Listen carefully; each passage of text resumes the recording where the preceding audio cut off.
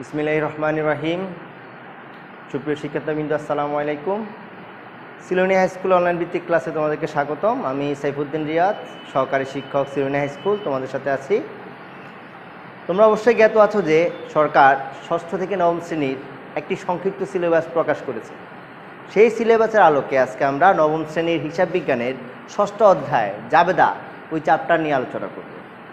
আমি আমার বিগত ক্লাসে দুই তরফা দাখিলা পদ্ধতি ডেবিট ক্রেডিট নির্ণয় সম্পর্কে আলোচনা করেছিলাম। সেখানেই মূলত জাবেদার মোটামুটি 80% কাজ হয়ে গেছে। তো বাকিটা আজকে আমরা দেখব কীভাবে এটা ছকে ছক আকারে আমরা কীভাবে লিখবো, কীভাবে অঙ্ক করবো, একটা সৃজনশীল প্রশ্ন দিয়ে আমরা সেটা দেখব। কেমন? তো শুরু করি। প্রথম হচ্ছে জাবেদা, বা ইংরেজিতে বললে হয় জার্নাল।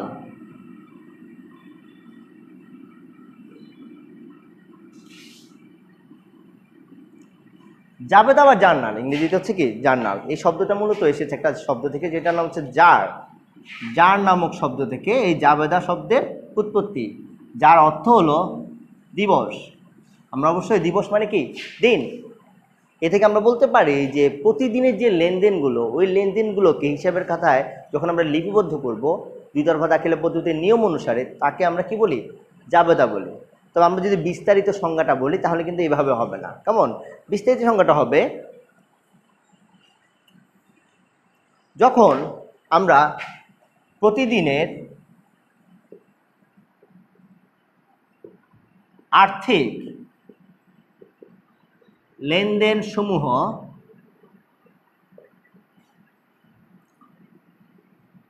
হিসাবে ডেবিট ক্রেডিট নির্ণয় পূর্বক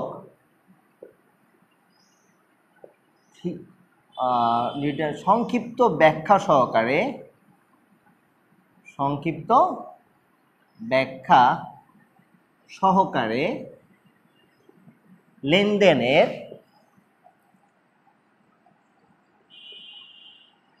ক্রমানুসারে লিপিবদ্ধ করণকে জাবেদা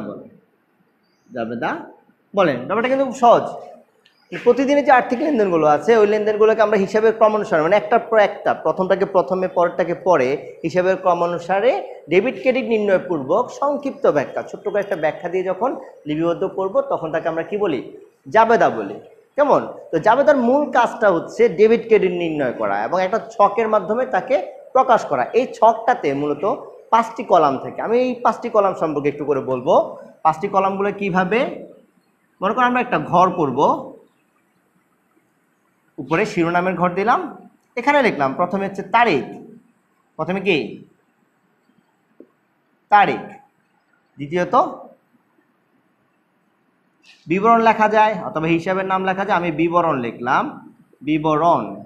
এরপর একটা থাকবে খতিয়ান পৃষ্ঠা। কি পৃষ্ঠা? খতিয়ান পৃষ্ঠা। এরপর হচ্ছে ডেবিট টাকা এবং আরেকটা হচ্ছে কি ক্রেডিট টাকা।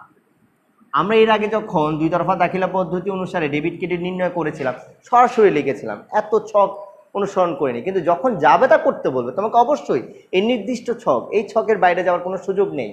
এটা এই আকারেই তোমাকে ডেবিট ক্রেডিটগুলো নির্ণয় করতে হবে। আমরা এখানে তারিখ লিখবো, এখানে বিবরণ লিখবো। বিবরণ বলতে কি বোঝায়? ওই যে নগদান হিসাব, আসবাবপত্র হিসাব, ওই হিসাবগুলো লিখবো। খতিয়ান পৃষ্ঠে এটা খালি থাকবে, এটাতে তোমাদের এই যে নবম দশম শ্রেণীতে কোনো কাজ নেই। এরপর টাকার অংশগুলো আমরা ডেবিটেরটা ডেবিট ঘরে লিখবো, ক্রেডিটেরটা ক্রেডিট ঘরে লিখবো। কেমন? এতটুকুই আমাদের কাজ। এরপর আসো আমরা একটা অঙ্কে যাব। অঙ্কের মাধ্যমে একবার খুব ভালো করে জাবেদা আজকে খেয়াল রাখবো। কেমন? ওকে। তো অঙ্কে যাওয়ার আগে একটু করে বলি, অঙ্কে মূলত 3টা জিনিস, আমি আজকে যে অঙ্কটা দিয়েছি 3টা জিনিস আমি জানতে চেয়েছি। একটা হচ্ছে প্রারম্ভিক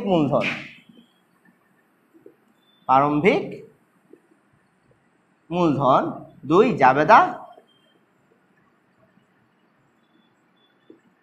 3 মাস শেষে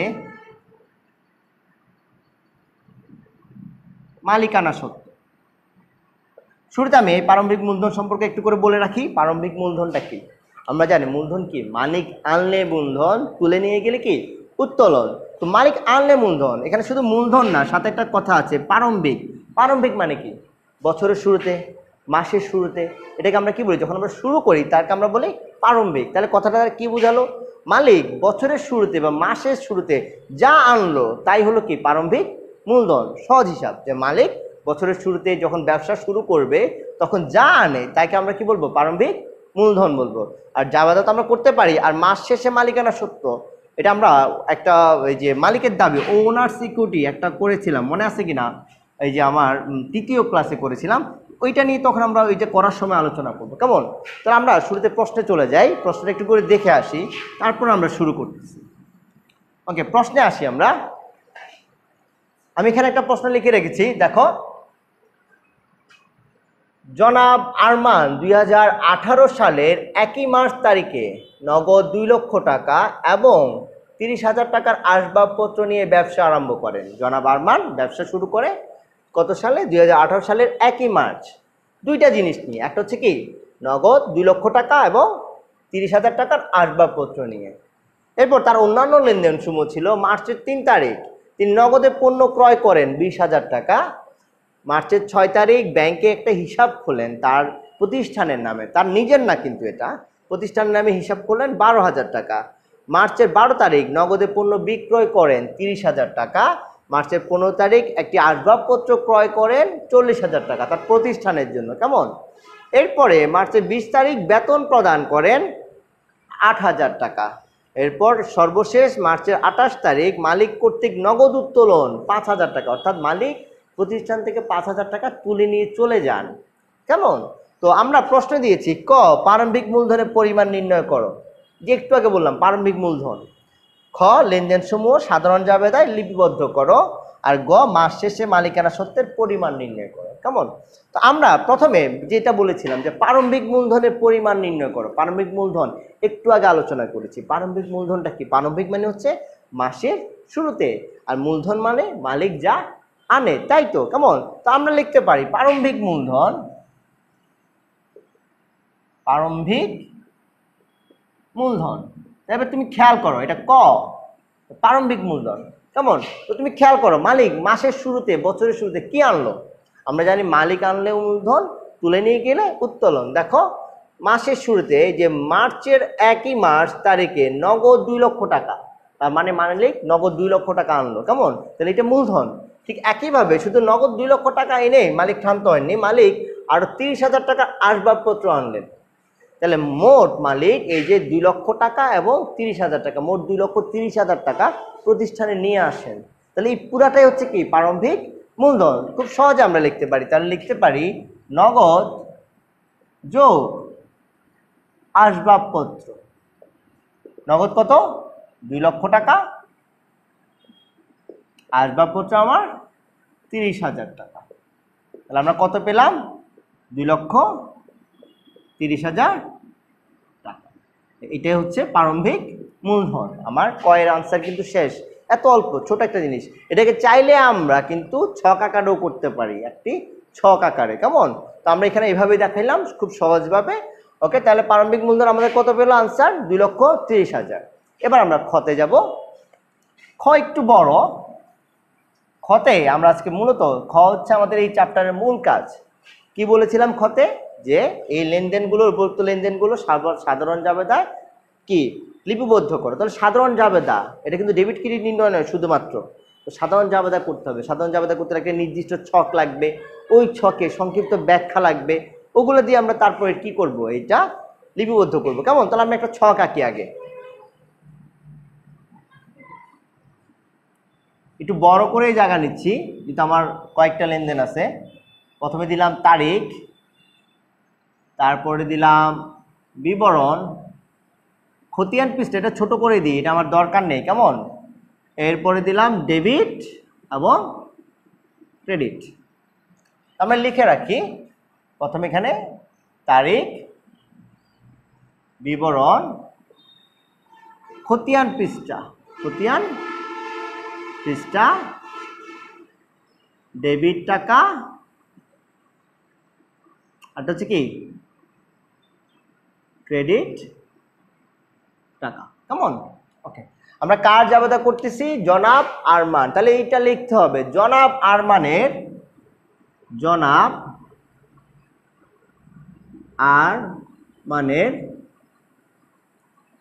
জাবেদা। কেমন? অথবা জাবেদা বই, শুধু জাবেদা লিখলেও হবে, জাবেদা বই লিখলেও হবে।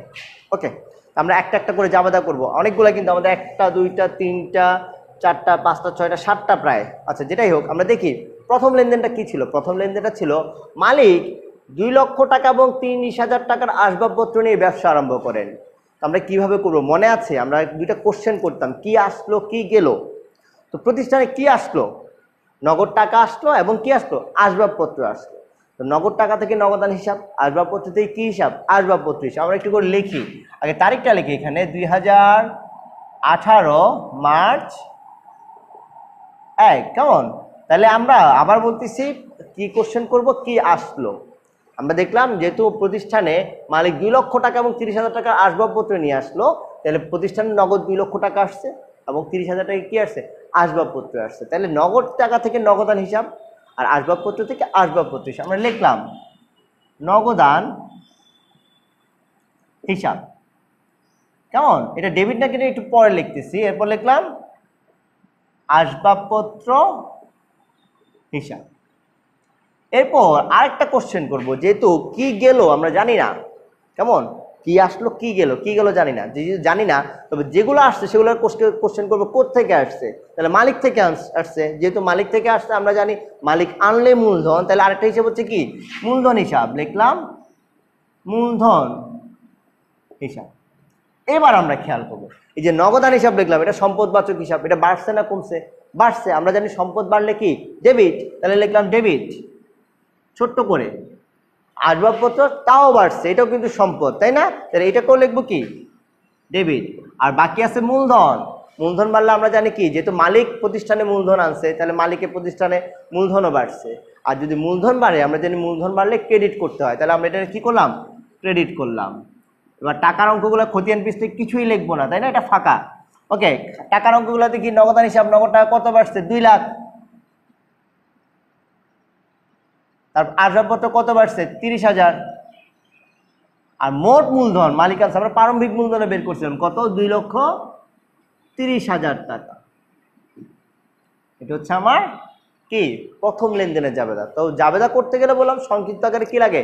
ব্যাখ্যা লাগে। আমরা ছোট্ট করে একটা ব্যাখ্যা লিখবো। কোন জায়গায় দেখো, আমরা এখানে লিখলাম মালিক কর্তৃক অথবা মালিক মূলধন আনলো। কেমন? এই ছোট্ট আকারে একটা ব্যাখ্যা দিলাম। দেওয়ার পরে আমরা এই জায়গায় একটা দাগ দিব, পুরাটাতে না কিন্তু, আমরা এই যে মাঝখানের এই অংশটাতে একটা দাগ সেপারেট করতেছি একটা থেকে আরেকটা। এরপর আসো পরবর্তী লেনদেন। পরবর্তী লেনদেন কি ছিল? মার্চের 3 তারিখ নগদে পণ্য ক্রয় কত? 20,000 টাকা। আমি লিখি মার্চের 3 তারিখ কি আসলো কি গেল? মার্চ নগদে পণ্য ক্রয়। তো নগদ কি আসলো যদি জিজ্ঞেস করি, পাই আমরা কি পণ্য পেলাম। কি পেলাম? পণ্য। কি গেল? নগদ টাকা। আমরা জানি পণ্য নামে কোনো হিসাব হয় না।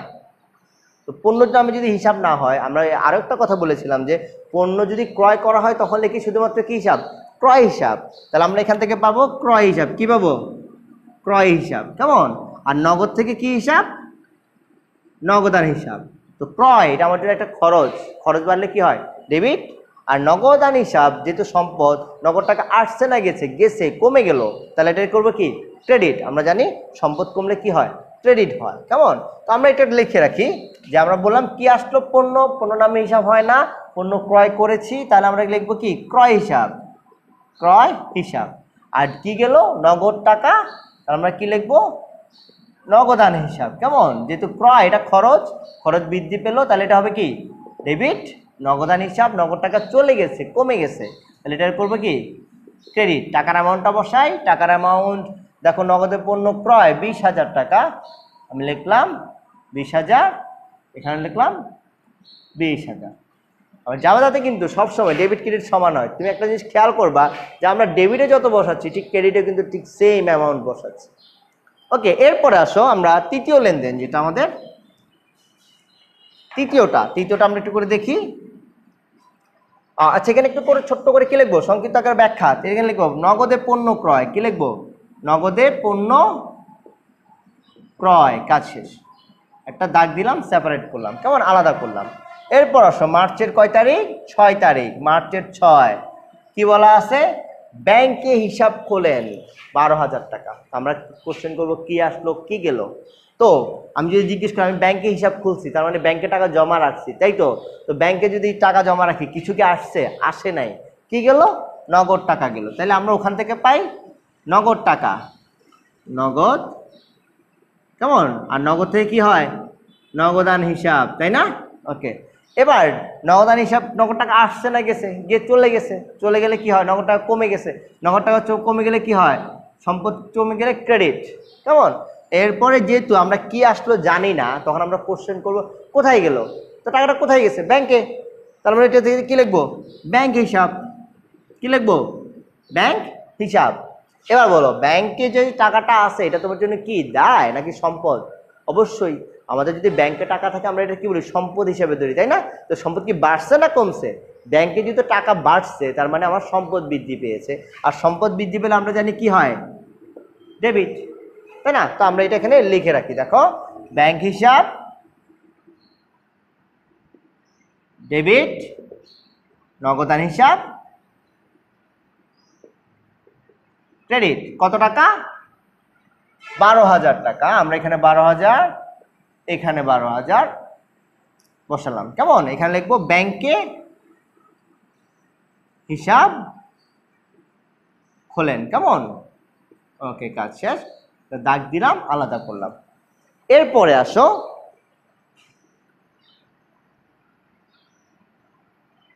এরপরে নগদে পণ্য বিক্রয়। তিনি নগদে পণ্য বিক্রয় করলেন, কয় তারিখের লেনদেন এটা, 12 তারিখের লেনদেন, 12 তারিখের লেনদেন, তিনি নগদে পণ্য বিক্রয় করলেন। ওকে, ডান। পণ্য বিক্রয় করলে আমরা খেয়াল করবো কি আসলো কি গেল। কি আসছে, আমি যদি নগদে পণ্য বিক্রয় করছি আমার কি আসছে, নগদ টাকা আসছে, তাই না, নগদ টাকা। তো নগদ টাকা থেকে কি হয়, নগদান হিসাব। নগদ টাকা আসছে না গেছে, আসছে, মানে বৃদ্ধি পেয়েছে, বৃদ্ধি পেলে আমরা জানি কি হয়, সম্পদ বৃদ্ধি পেলে ডেবিট। আর কি গেল, পণ্য। আমরা জানি পণ্য নামে কখনো করে কি হয় না, হিসাব হয় না। তবে পণ্য বিক্রয় করলে আমরা কি হিসাব লিখি, বিক্রয় হিসাব। তো আমি সেটা লিখলাম বিক্রয় হিসাব, কেমন। এবার খেয়াল করো, বিক্রয় এটা তোমার জন্য কি, আয়, আর আয় বাড়লে কি হয়, ক্রেডিট। আমি এগুলো বলেছিলাম কিন্তু আমার আগের ক্লাসে, আরেকবার লিখে রাখবো, এখান দিয়ে লিখে রাখবো। আচ্ছা, লিখে রাখি, মনে করো সম্পদ এবং ব্যয় বাড়লে ডেবিট, কমলে ক্রেডিট, কেমন। আর হচ্ছে আয়, দায়, মূলধন বাড়লে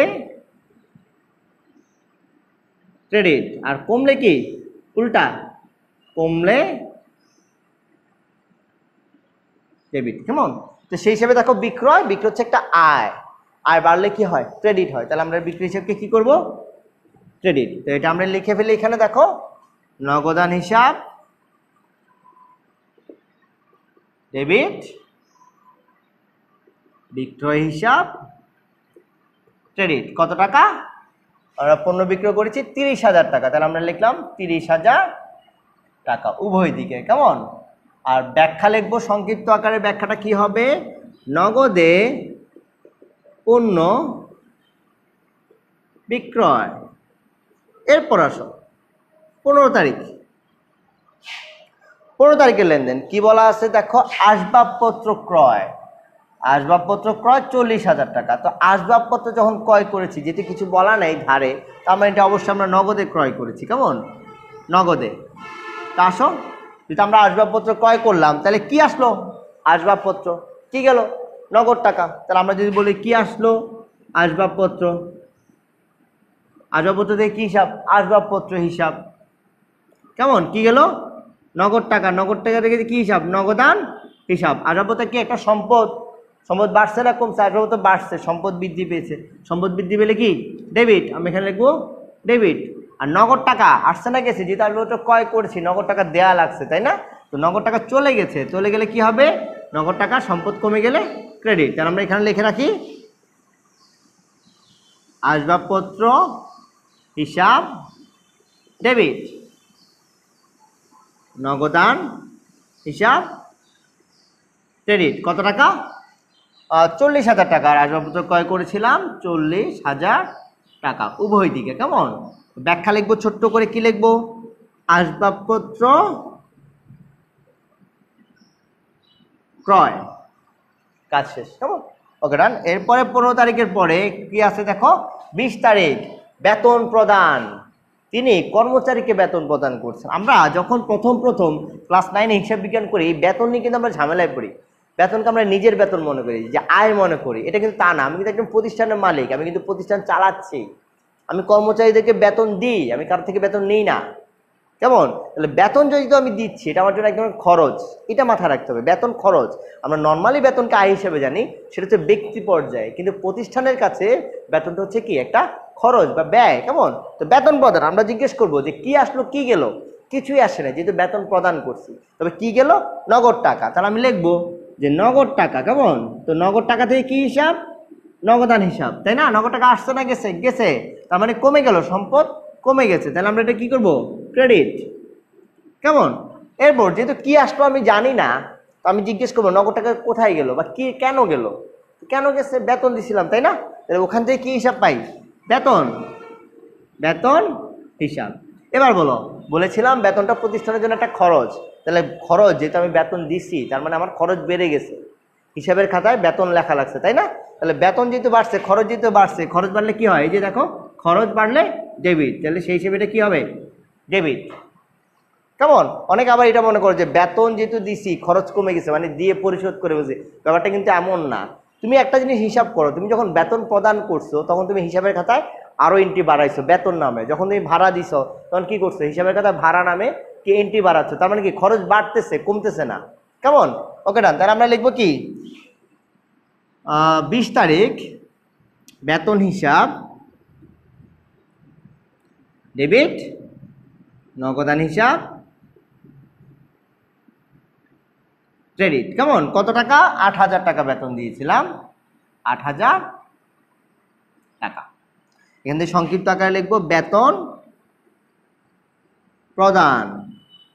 কেমন? এরপর আসো লাস্ট এন্ট্রি, যে 28 তারিখের মালিক কর্তৃক নগদ উত্তোলন। আমরা মালিক কর্তৃক নগদ উত্তোলন 5,000 টাকা, 5,000 টাকা উত্তোলন করেছে মালিক, অর্থাৎ মালিক তুলে নিয়ে চলে গেছে। কেমন? আমরা কোশ্চেন করবো আবার আগের মতো, কি আসলো কি গেল? কিছুই আসে না, যেহেতু মালিক তুলে নিয়ে গেছে। প্রতিষ্ঠানে কিছু আসছে না, কি গেল? নগদ টাকা চলে গেছে। তাহলে আমরা এটা লিখতে পারি নগদ টাকা কি গেল? নগদ দান হিসাব। নগদ টাকা থেকে নগদান হিসাব যেহেতু চলে গেছে, তাহলে আমরা কি করব? ক্রেডিট করব। কেমন? আর কি আসলো জানি না, তো কি কে নিয়ে গেল, কেন গেল, কোথায় গেল সেটা কিন্তু জানি। কে নিয়ে গেছে? মালিক। আমরা বলেছিলাম মালিক আনলে মূলধন, তুলে নিয়ে গেলে কি? উত্তোলন। তাহলে সেই হিসাবে কি লিখবো? উত্তোলন হিসাব। কেমন? উত্তোলন হিসাব। হ্যাঁ, উত্তোলন হচ্ছে মূলধনের ঠিক উল্টা। আমরা কিন্তু অনেক সময় এখানে লিখি, অনেকে এখানে লিখে রাখে সম্পদ ব্যয় উত্তোলন। এই তিনটা বাড়লে ডেবিট, কমলে ক্রেডিট। সেই হিসাবে উত্তোলন যেহেতু বেড়ে গেছে, মালিক তুলে নিয়ে গেছে, তাহলে মূলধন কমছে, উত্তোলন বাড়ছে। আর উত্তোলন মানলে কি হয়? ডেবিট। কেমন? তো আমরা সেটা লিখে রাখি এখান দিয়ে, উত্তোলন হিসাব ডেবিট, নগদান হিসাব ক্রেডিট। ঠিক আছে? তো আমরা সংক্ষেপে একটা ব্যাখ্যা দিব, সেটা কি? মালিক কর্তৃক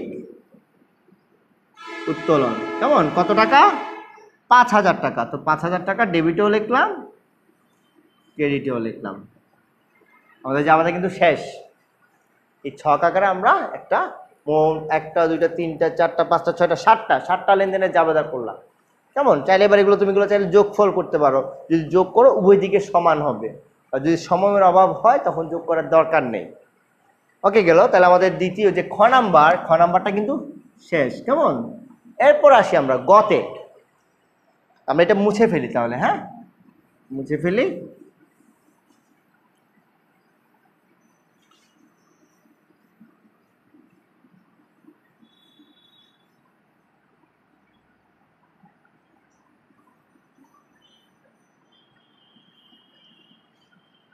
গতে কি বলছে একটু খেয়াল করো, মনে আছে কোশ্চেনটা যে মাস শেষে মালিকানা সত্ত্বের পরিমাণ কত?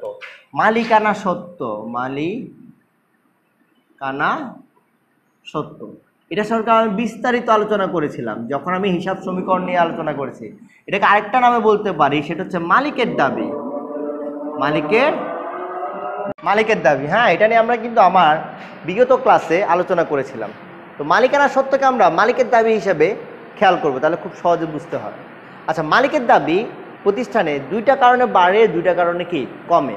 কি কি কারণে বাড়ে? আমরা বলেছিলাম যে মূলধন, মালিক যখন মূলধন আনে তখন মালিকানা সত্ত্ব বাড়ে। আবার যখন আয় হয়, প্রতিষ্ঠানে কি হয়? আয়। এটা কিন্তু আমি বিস্তারিত বলতেছি না, কারণ আমার আগের ক্লাসেগুলো বলা হয়ে গেছে। তো যখন আয় হয় তখন কি হয়? মালিকানা সত্ত্ব বৃদ্ধি পায়। ঠিক উল্টা দিকে যখন মালিক তুলে নিয়ে যাবে, উত্তোলন যদি করে মালিক, তখন মালিকানা সত্ত্ব কি হয়? হ্রাস পায়, কমে যায়। ঠিক একইভাবে যদি কি হয়? ব্যয় হয়, তখন মালিকানা সত্ত্ব কি পায়? হ্রাস পায়, অর্থাৎ কমে যায়। দুইটা কারণে মালিকানা সত্ত্ব বাড়ে আর দুইটা কারণে কি কমে। তাহলে মালিকানা সত্ত্ব আমরা কীভাবে বের করবো? সহজ হিসাব, যে মূলধন যেগুলো বাড়ে ওগুলো যোগ করব, আর যেগুলো দিয়ে কমে ওগুলো কী করবো? বিয়োগ করব। তো এখানে খেয়াল করতে হবে এই লেনদেনগুলোতে কোনটা কোনটা দ্বারা মালিকানা সত্ত্ব বাড়তেছে, কোনটা কোনটা দ্বারা কমতেছে। তো প্রথমত আমরা আসি,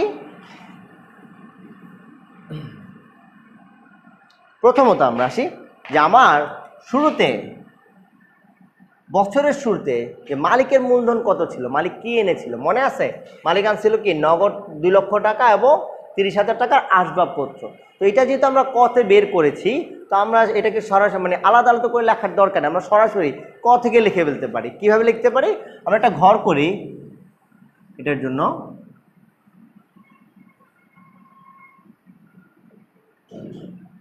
নর্মাল ঘর, এখানে কি তেমন বাধ্যবাধকতা নেই।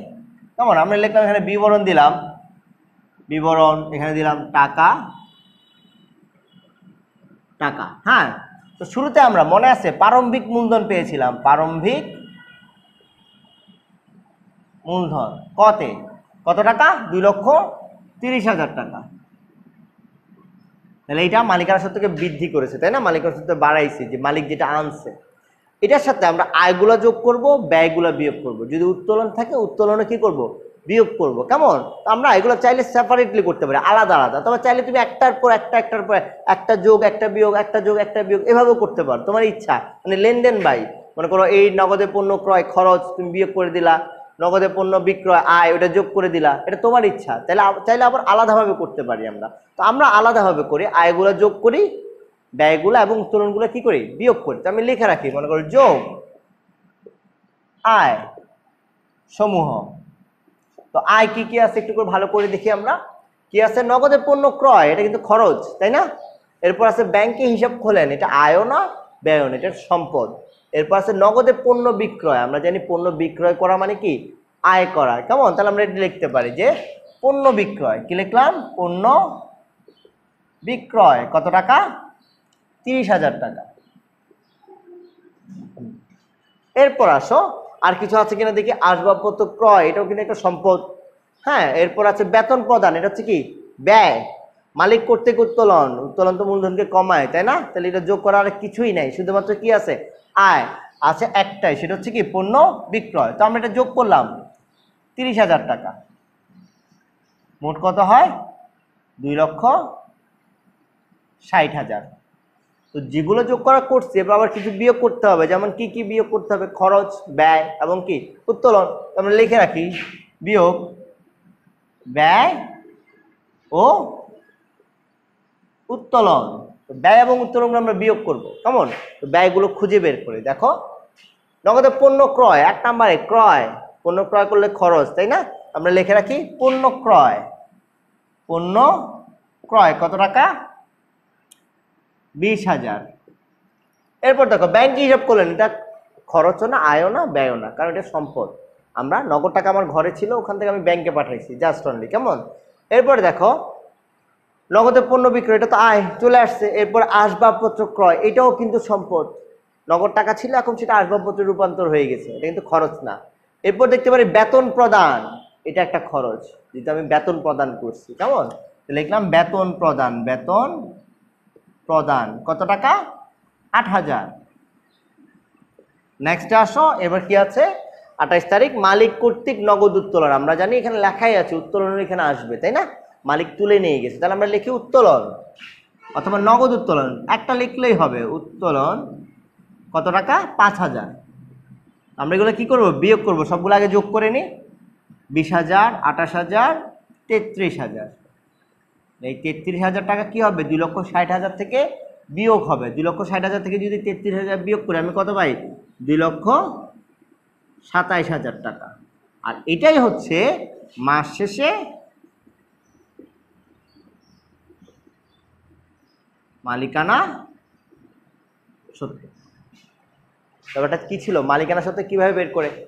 যে উত্তোলন আসতে মূলধন আসতে যোগ হবে, আয় হলে যোগ হবে, ব্যয় এবং উত্তোলনগুলো কি হবে? বিয়োগ হবে। তো আমরা সেটাই করেছি যে প্রারম্ভিক মূলধন আনছিল ওইটা রাখলাম, আয়গুলো যোগ করলাম, ব্যয় এবং উত্তোলনগুলো আলাদা করে কি করলাম? বিয়োগ করলাম। এটা চাইলে তুমি এভাবে করতে পারো, আর না চাইলে তোমার যদি ইচ্ছা হয় যে না তুমি একটা যেটা পাও সিরিয়ালে যোগ বিয়োগ করবা, সেটাও তুমি করতে পারো। যেমন মনে করো প্রারম্ভিক মূলধন 2,30,000, এরপর আছে পণ্য ক্রয়, তুমি 2,30,000 থেকে এই পণ্য ক্রয় 20,000 টাকা বিয়োগ দিলা। এরপর আছে ব্যাংক হিসেব করলে এটা হবে না, পণ্য বিক্রয় আয় ওটা যোগ করলা। এরপরে মনে করো আসবাবপত্র ক্রয়, এটা হবে না, বেতন প্রদান ওটা বিয়োগ করলা, উত্তোলন বিয়োগ করলা, একটার পর একটা সিরিয়ালে তোমার ইচ্ছা, তোমার খুশি মতো। তো আজকে তাহলে এই পর্যন্তই। পরবর্তী ক্লাসে আবার দেখা হবে ইনশাল্লাহ। সে পর্যন্ত ভালো থাকবে এই আশা রেখে আসসালামু আলাইকুম।